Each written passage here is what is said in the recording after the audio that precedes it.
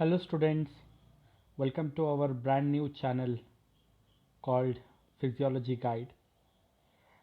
This is a YouTube channel exclusively dedicated to those students who wants to learn physiology. Ideally, this channel will be helpful for MBBS, dental, physiotherapy and nursing students. I'm Dr. Neelkant Kote. I'm a MD Physiology graduate currently working as an assistant professor in the Department of Physiology. So let's start our first session today, and the session is on how to study physiology. If you have taken admission into professional courses and you're introduced to physiology subject in the first year, the common question that most of the students have is how exactly to study these voluminous subjects, and one among them is physiology. So in this video presentation, we will learn about the importance of physiology subject, and we will also know how to study physiology, what all are the books to read, and how exactly to study it effectively. And there are certain golden rules in physiology to excel in physiology. So we'll learn about those basic golden rules as well. Now coming to the physiology subject as such, it's a branch of medicine.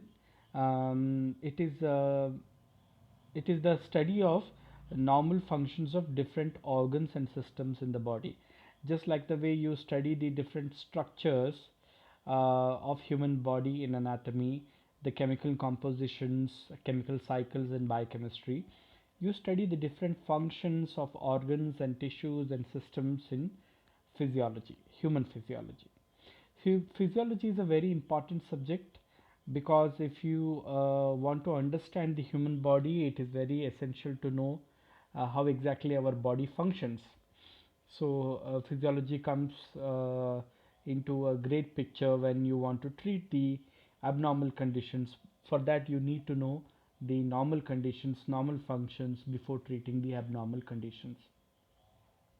Physiology is also considered to be the foundation of medicine. It is the basis of medicine because only when you know what is normal, what is very physiological, you will be able to observe and appreciate pathological.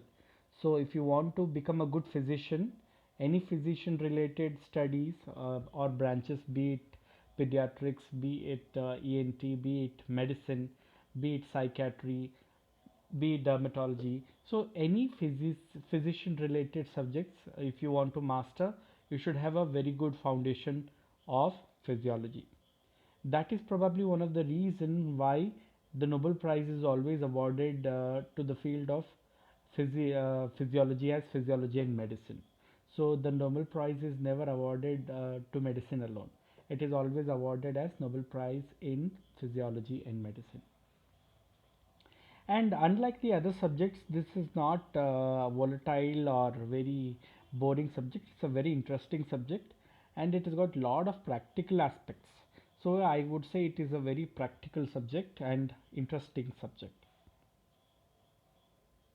Now coming to studying the physiology, there are two ways of studying physiology. One, studying for the exam, and the second one is studying for the knowledge.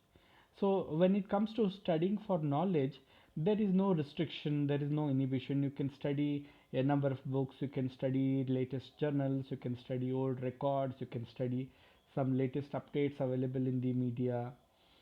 You can also look into many YouTube channels and video contents and research publications. So there is literally no limit to studying for knowledge. But when it comes to studying for the exam, you need to restrict yourself to some set of portions. You need to study the exam pattern. You need to you also know how exactly to put those concepts into words, how to present them.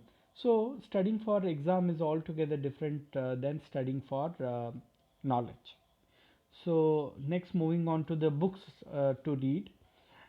If you look into the books for physiology, you can broadly classify the books or textbooks into two categories. One, books written by foreign authors. The second, the books written by Indian authors.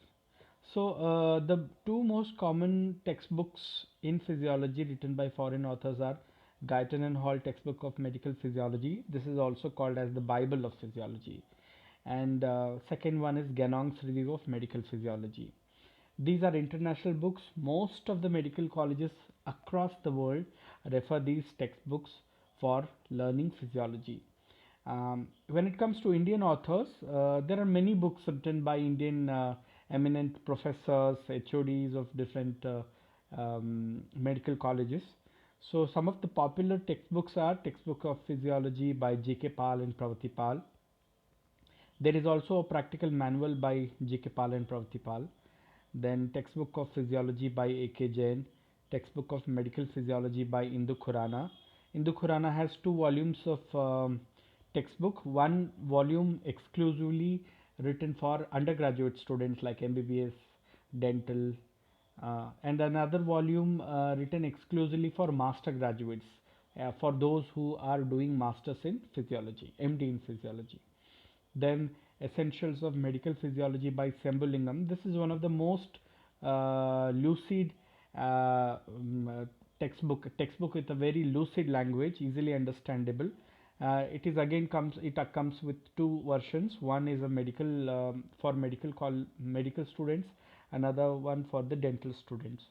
Now, if you are students belonging to other professional courses like BPT, MPT, MDS, or nursing, for you the basics of medical physiology would be more than enough. You need not study in detail.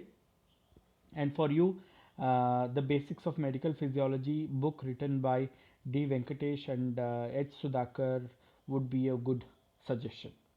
So in general, both the options are available, foreign authors as well as Indian authors. It is up to you to choose the kind of books that you want to read. Now let's look into some of the merits and demerits of these books, foreign authors books and Indian authors. And then after this discussion, I'll leave the choice to you. But at the end, I'll also make some suggestions, some advices, which will help you in studying physiology effectively. Now, when it comes to books written by foreign authors, the problem with foreign authors is the language is very complex. It is too hi-fi for at least to some of the medical students in India to understand the concepts. But the concepts which are given are really good. It is a very good book to read the fundamental concepts in physiology. And usually the foreign author books consume a lot of time to read and understand and analyze and interpret the concepts. The very sad part of these foreign authors book is, although you enjoy reading after some time, when you get used to the textbook, you enjoy reading these books, but it is very difficult to reproduce it in exams. So they are really not that exam friendly textbooks. So it is better you make notes in your own simple language, so that as and when needed you can always go back to your notes and refer them. So it is recommended for building strong physiology concepts.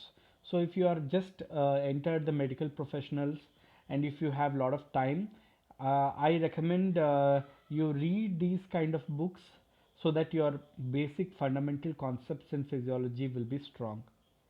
And if you are not able to read this, if it is not your cup of cake, then what you can do is, you can you can at least read these present books for presentations, assignments, or any special occasions where you need to you need to work on a separate topic as an assignment, or any activities or workshops that you are indulged in. You can exclusively study that topic and you can present the seminars. When it comes to Indian authors, it's easy to Indian author books are easy to read and understand because they are written in a very simple, lucid language. They are good to read for exams because they are written very systematically under different headlines. It's easy to grab the concepts. But when it comes to time consumption, they do consume time, but not as much as the foreign author books. And it is also easy to reproduce the concept from Indian author's book. Usually, I recommend these Indian authors book for exam preparations and quick reading and understanding. And for exams, these are the ideal textbooks to read, and for class tests also, these are easy to read and quickly to revise. They are very helpful. So these are the advantages and disadvantages of books written by foreign authors versus the books written by Indian authors. Now coming to the an important topic called how to study physiology effectively. Now that you're going to study this physiology for the next 1 year, it is important you find out your own style, your own knack to study physiology. But I'm going to give you some of the general principles so that learning physiology becomes more fun-filled activity.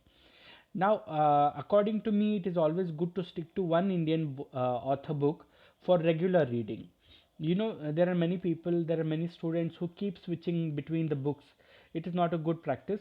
What I would recommend is purchase a book, one Indian author book, and stick to that throughout your entire physiology course, so that you get used to the concepts of one single author.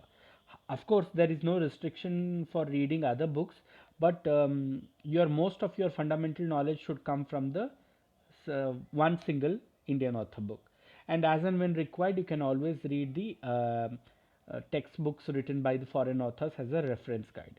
So keep one Indian author book as a standard reading book, and keep one foreign author book only for making important notes on important topics, or if you got any assignments, or if you got any seminar presentations, you can read additionally from there.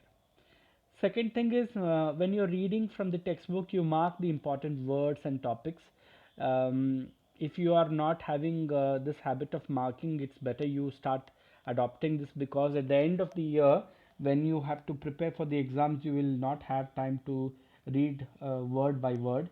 So when you mark the important topics and words, it will be easy for revision.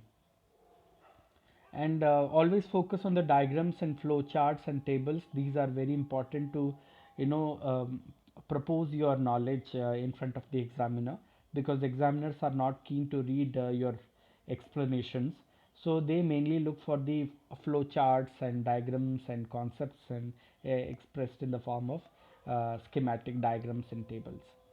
Then second thing is, clinical physiology is very important. So if you want to make physiology more interesting, you have to clinically correlate it. For every physiological aspect, you will find a clinical correlation.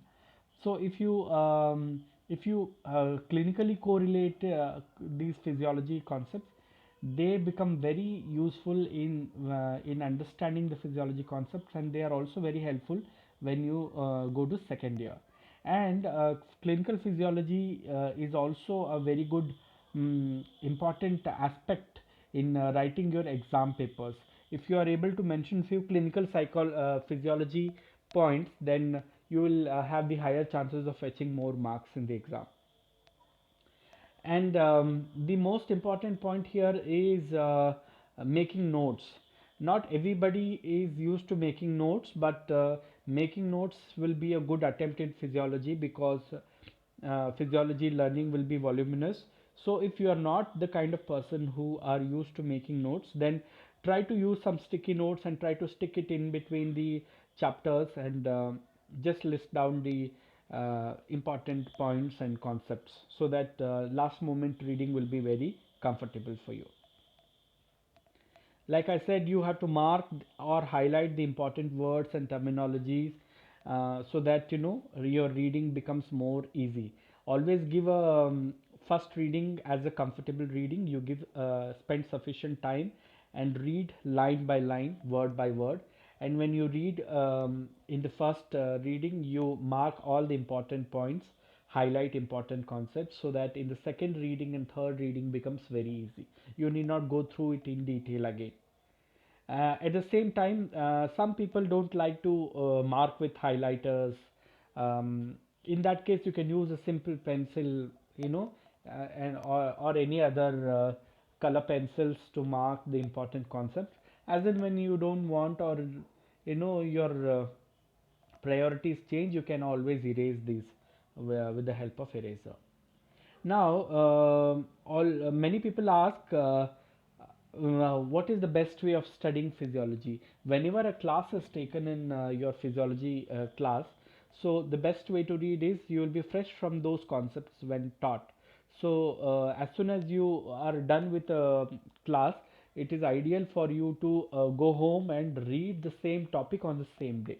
That might look a little practical, not so practical, because you will also have other subjects to study. But if you can spare about 1 hour to 1.5 hour per day and finish off those topics which are covered on the same day, it will be very, very useful for you to cover all the topics in physiology. Otherwise, it is practically impossible for you to cover all the topics in physiology, and you will end up giving up some topics before appearing for exam. So the best way is, as soon as the class is done, go back and read the concerned topic which are already taught on the same day. And if you are able to spend about 1 hour every day, that will be excellent. So on an average, if you are able to spend about 1 to 1.5 hour, I'm sure you will be a good student in physiology. Now, some of the golden rules in physiology. Please remember these golden rules. The most important rule in physiology is concepts. There is no way you can mug uh, this entire physiology, because it is practically not possible. But you have to understand the concepts. There is no shortcuts in concepts. So the best way to learn physiology is best understanding the concepts, uh, understanding your fundamental concepts very clearly.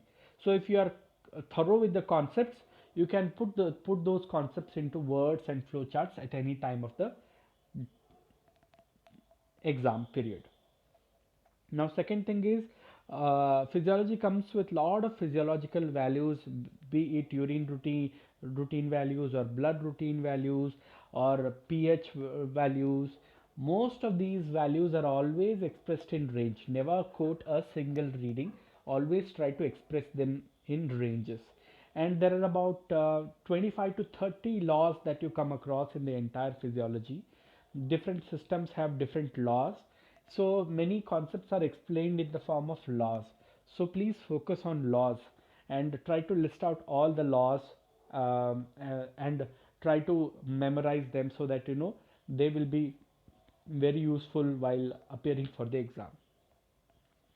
Now, since the physiology is all about studying different functions of different organs and systems in the body, so functions become very important. Be it functions of liver, functions of plasma protein, functions of spleen, functions of lymphocytes, functions of saliva, functions of gastric. There are so many functions of different parts and juices and structures and tissues in the body.